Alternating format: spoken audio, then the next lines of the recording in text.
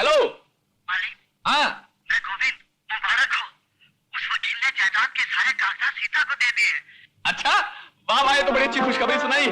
गोविंद जी चाहता है कि फोन में ही शक्कर घुसेड़ कर तेरा मुंह मीठा कर दूं। अच्छा सुन, वो जो काम मैंने तेरे को करने को कहा था ना, वो आज रात तक जरूर कर देना। जरूर मालिक। शाबाश, अरे वाह वाह, मजा आ गया। कसम तिजोरी की, हमने मैदान मार लिया। अब सुन, मेरा काम खत्म हो गया और तेरी परेशानी भी खत्म। मैं समझा नहीं। अबे भोलू राम, हम जो नाटक खेल रहे थे ना, वो खत्म हो गया, पर्दा गिरने वाला है। जी? हाँ, कल से ना वो तुम्हारी पत्नी होगी और ना तुम उसके पति होगे। बस एक आखिरी सीन बाकी रह गया है, उसमें तुम्हें क्या करना है वो मैं तुम्हें बाद में बताऊंगा। तुम एक काम करो, सिर्फ आज की रात वहां और रह जाओ, बस अब तुम जाओ। जी।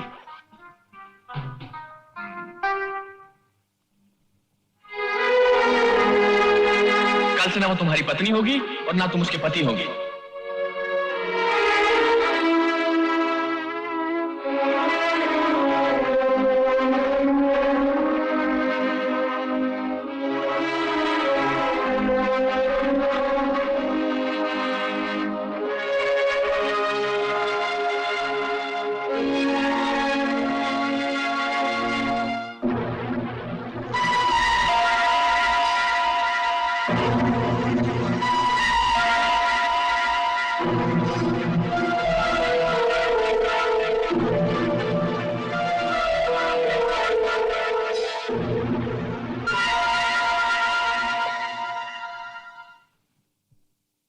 जानते हैं, आज मुझे राजगिरी खानदान की जायदाद विरासत में मिली। मुबारक हो। मुझे क्यों, आपको मुबारक हो। सारी जायदाद तो आपकी है और मेरी असली जायदाद तो आप ही हैं, जो मुझे भगवान ने पहले ही दे दी। मालकिन, हाँ, ये मालिक के लिए खाना है और आपके लिए दूध। तुम जाओ।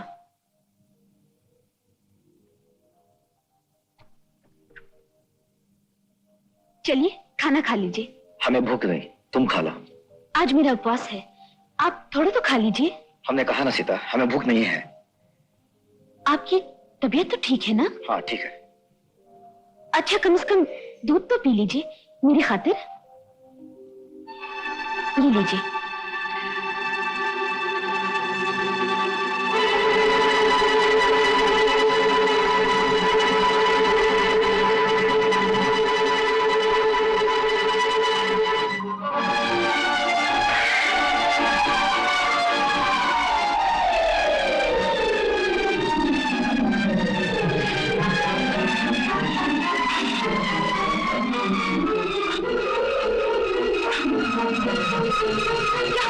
क्या हो रहा है आपको? सुनिए, क्या हुआ? हे भगवान! माँ! जल्दी आइए, देखिए नहीं क्या हो गया? क्या हो गया बेटे? जल्दी आइए, जल्दी आइए। क्या हुआ?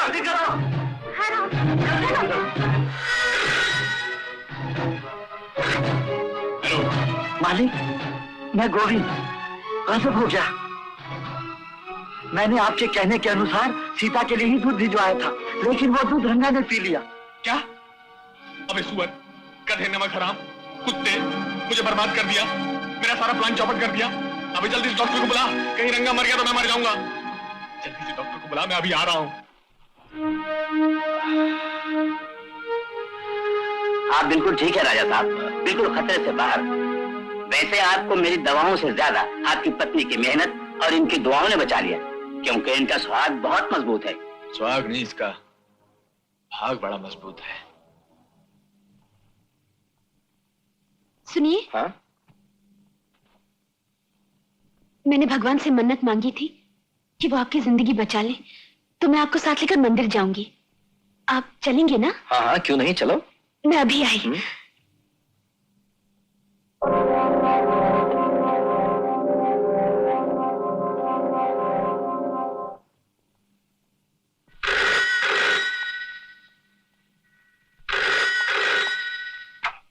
हेलो। कौन? रंगा? मैं बिलवा मंगल बोल रहा हूँ।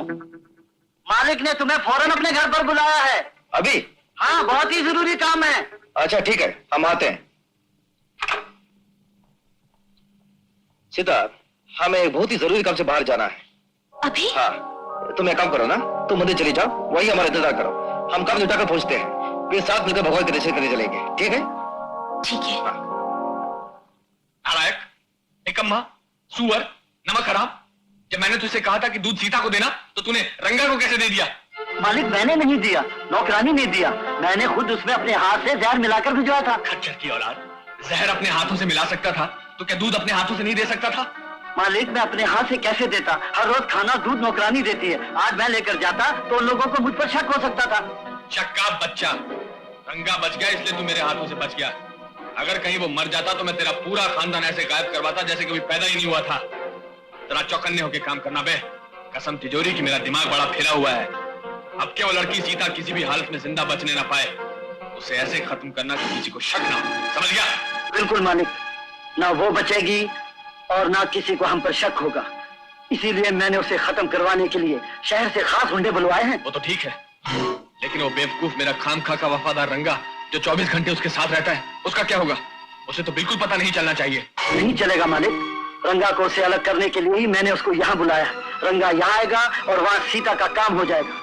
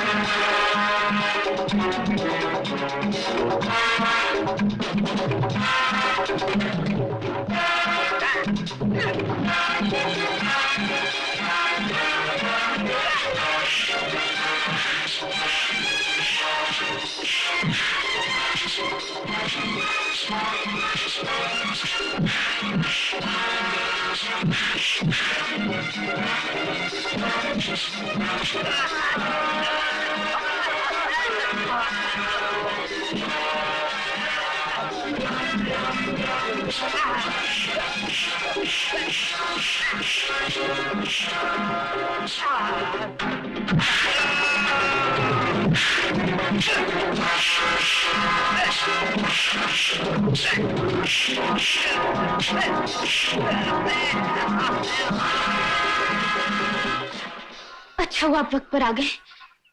हाँ सीता, अब हमें पता चला कि वक्त की कीमत क्या है, प्यार क्या होता है, बंधन क्या होता है।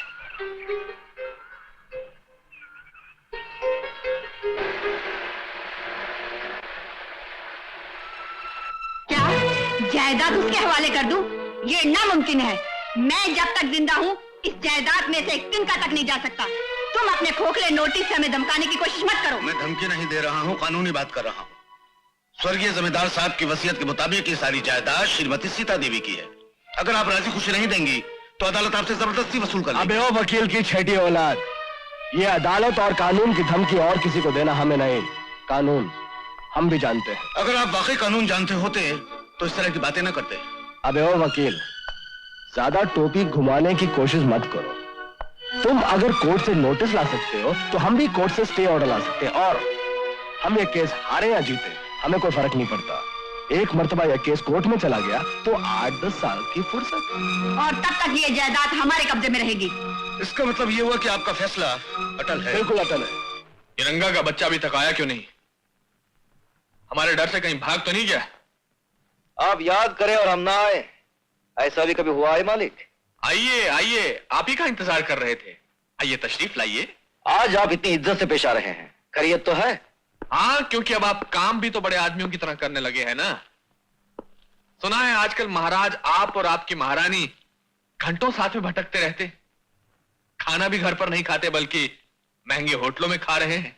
जी हाँ, आपने सच सुना है, क्योंकि आजकल घर के खाने में मजा नहीं आ रहा है। हाँ, जाहिर बात है, सूखी घास भी जिस घोड़े को नसीब ना हो, उसे नरम नरम हरी घास और ताजा ताजा चना खाने को मिल जाए तो उसकी आदतें तो बिगड़ती जाएंगी ना।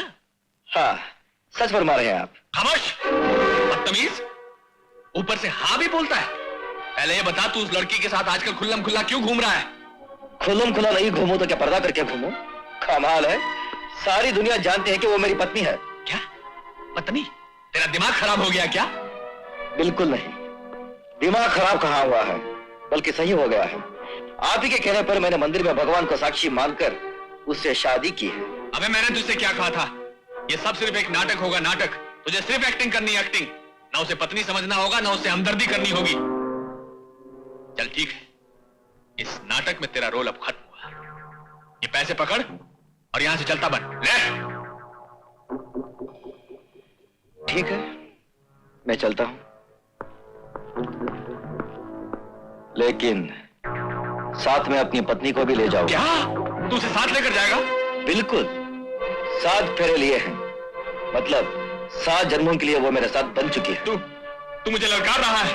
मैं ललकार नहीं रहा हूं, समझा रहा हूं। जीवन के हर मैदान में नाटक होता है, बल्कि जहां धर्म का मैदान होता है, जहां पति और पत्नी के पवित्र रिश्ते होते हैं, वहां नाटक नहीं होता। मतलब तू उसे सचमुच अपनी पत्नी मानने लगा है? पहले तो नहीं मान रहा था, मैं भी आप ही के बताए हुए तरीके पर उसके साथ नाटक कर रहा था, मगर उसने नाटक नहीं किया। वो सच्चाई के रास्ते पर चल रही थी और उस सच्चाई की गर्मी ने इस पत्थर को पिघलाकर मोम बना दिया। मोम कुछ नहीं बना, बेईमान बन गया तू। जब तुझे पता चला कि उस लड़की को बहुत ज्यादा जायदाद मिलने वाली है तो फौरन तेरा दिल बदल गया और मुझको धोखा देने पर उतर आया ना। धोखा? मैं और तुमको? जरा अपने गिरबान में झांककर अपने दिल से पूछो कि कौन किसको धोखा दे रहा है। धोखा तो यह है कि तुमने एक सीधे साधे इंसान को, जो अपने मालिक को अपना भगवान समझता था, अपने गंदे मकसद के लिए इस्तेमाल करना चाहा। धोखा तो यह है कि तुमने मुझ जैसे पत्थर दिल इंसान की शादी एक मासूम लड़की के साथ करवाकर उसकी जिंदगी बर्बाद कर देनी चाहिए। और धोखा तो यह है कि तुमने उसके दूध में जहर मिलाकर उसे जान से मार डालना चाहा। और धोखा तो यह है कि भगवान के मंदिर में उस देव की जान लेनी चाहिए। धोखेबाज तुम हो, तुम हो, तुम हो।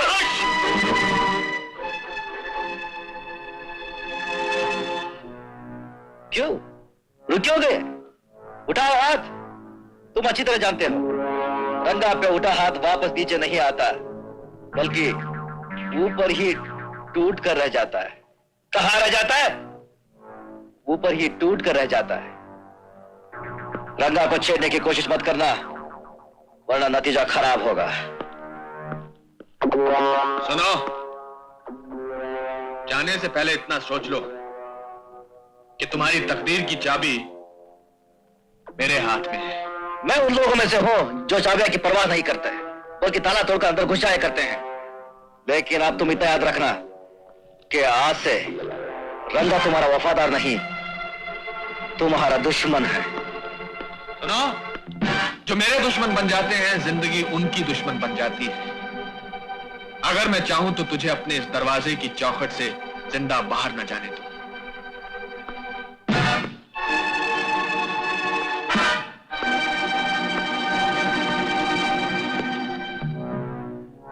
और अगर मैं चाहूं, ना तुम रहोगे, ना तुम्हारा दरवाजा रहेगा, ना ये चौखट रहेगी।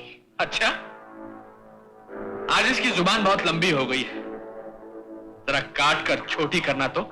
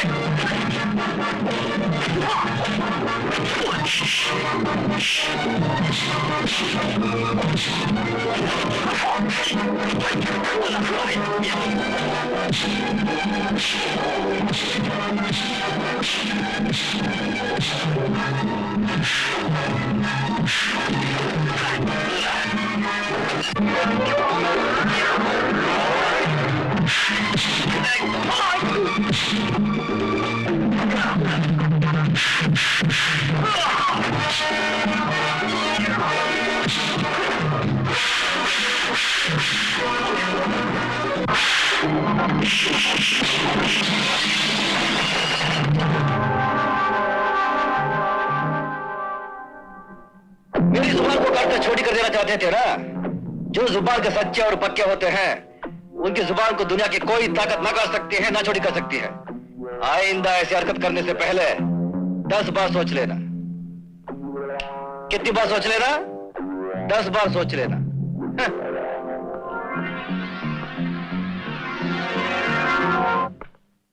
राजा साहब, ये कौन भिखारी इस वक्त हमारे पांव को छूकर हमारे जूतों को गंदा कर रहा है? मैं भिखारी नहीं राजा साहब, दया सागर हूं। आपसे अपनी गलती की माफी मांगने आया। उस दिन आपको धोखा देकर जो मैंने आपसे रुपए ऐंठ लिए थे, उन्हें सूद समेत आपको वापस लौटाने आया हूं। सिर्फ रुपए लौटाने आए हो? वो शादी वाले दिन तो तुमने हमारी बेइज्जती की थी, सबके सामने हमें झूठा साबित किया था, जूते खिलवा कर वहां से भगाया था। उसका क्या होगा? आप चाहे तो अपने पुराने जूते से मुझे मार सकते हैं, या चप्पल कीचड़ में डुबो डुबो कर मुझे मार सकते हैं, लेकिन सबके सामने नहीं, अकेले में। हम सब जानते हैं अब तुम्हारा वो पुराना वफादार नौकर गद्दार बनकर तुम्हारे सामने खड़ा हो गया है। हम ठीक कह रहे हैं ना? हाँ राजा साहब, कसम तिजोरी की जमाना बड़ा खराब है, और खराब जमाने में बड़ी दूर की कौड़ी ढूंढ कर लाया हूं। रंगा को नंगा करने का सारा सामान मेरे पास है, उसकी जिंदगी मेरी मुट्ठी में। यह नाटक शुरू करने से पहले मैंने कुछ सादे स्टैम्प पेपर पर उसके अंगूठे के निशान लगवा लिए थे। अब उन कागजात में जितनी रकम चाहूं लिख दूं, वो उसको मुझे देनी ही पड़ेगी। अबे ओ दया सागर की छठी औलाद, अगर इतना जबरदस्त पैंतरा तुम्हारे हाथ में है तो यहां मेरे पास आकर टोपी घुमाने की क्या जरूरत है? वो मैंने सुना है कि आप उनके खिलाफ अदालत में स्टे ऑर्डर्स लाने वाले हैं। अब अगर ये मामला कचहरी तक पहुंच गया तो हम दोनों बर्बाद हो जाएंगे। इसके लिए मैं आपसे विनती करता हूं, हाथ जोड़कर मेरी मदद कीजिए, मेरी हालत पर रहम खाइए। कचहरी से स्टे ऑर्डर मत लीजिए। हम दोनों मिलकर प्लान बनाएंगे माल वसूल करने का। दिमाग मेरा और ताकत आपकी। चुप! दिमाग भी हमारा और ताकत भी हमारी। तुम सिर्फ बैठ के टोपियां घुमाते रहो और तमाशा देखो। बोलो मंजूर? अरे मुझे भी मंजूर राजा साहब, और मेरे बाप को भी मंजूर।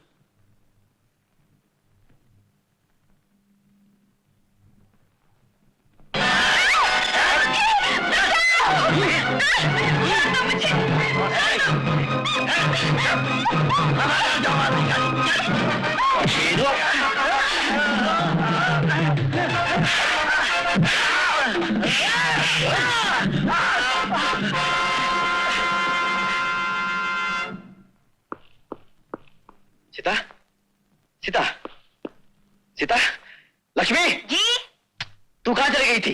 जल्दी से पानी लेकर आ। अभी लाई। सीता,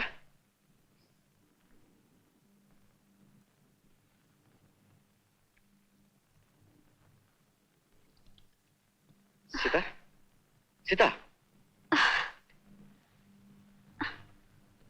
तुम ठीक तो हो ना?